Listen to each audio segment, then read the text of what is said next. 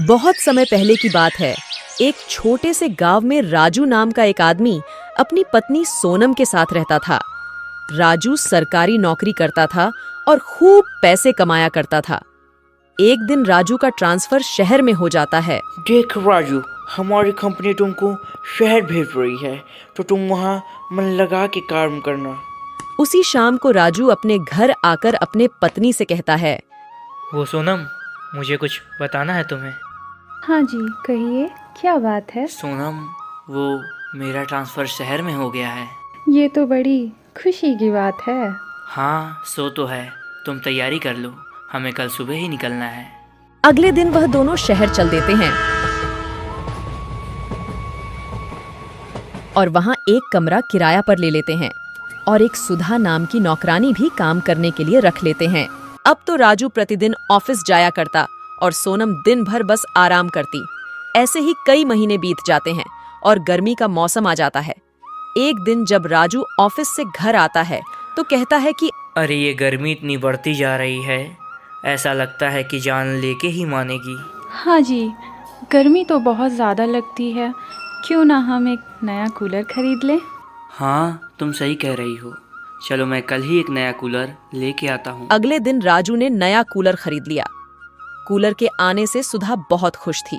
जब भी उसे मौका मिलता वो कूलर की ठंडी ठंडी हवा खा लेती। एक दिन सोनम उसे कूलर का हवा खाते देख लेती है। अरे ओ महारानी, ये कूलर तेरे लिए नहीं आया है। काम धाम तो करती नहीं है, बस जब देखो तब कूलर की ठंडी ठंडी हवा खाने चली आती है। सुधा पर चिल्लाते हुए सोनम ने उसे खूब बुरा भला कहा। एक दिन की बात है, सोनम घर पर नहीं थी और राजू भी ऑफिस गया था।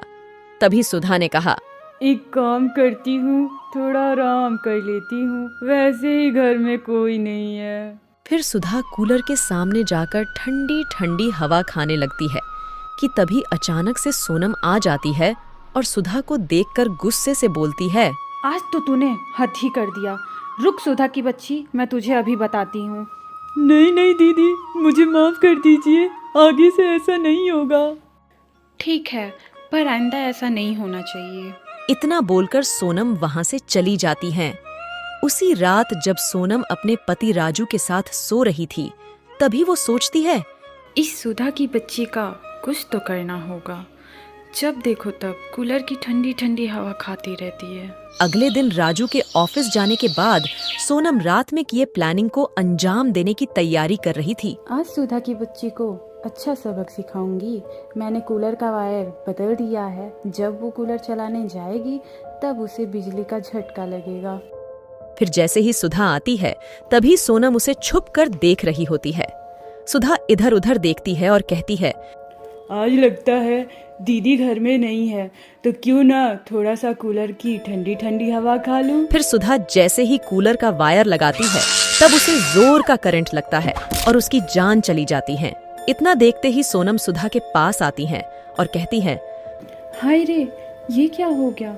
मैंने तो इसे बस सबक सिखाने का सोचा था, पर ये तो मर गई। सुधा की आत्मा वहीं खड़े खड़े सब सुन रही थी। फिर जैसे तैसे वो सुधा की लाश को ठिकाने लगाती हैं। एक दिन की बात है। वो सोनम, कुछ दिनों से सुधा दिखाई नहीं दे रही है। अरे वो तो अपने गांव गई है। कुछ दिन से उसकी मम्मी की तबीयत खराब है। फिर राजू ऑफिस चला जाता है। राजू के जाने के बाद सोनम घर में अकेली रहती है। तभी उसे कूलर से कुछ आवाज सुनाई देती है। दीदी, ओ सोनम दीदी।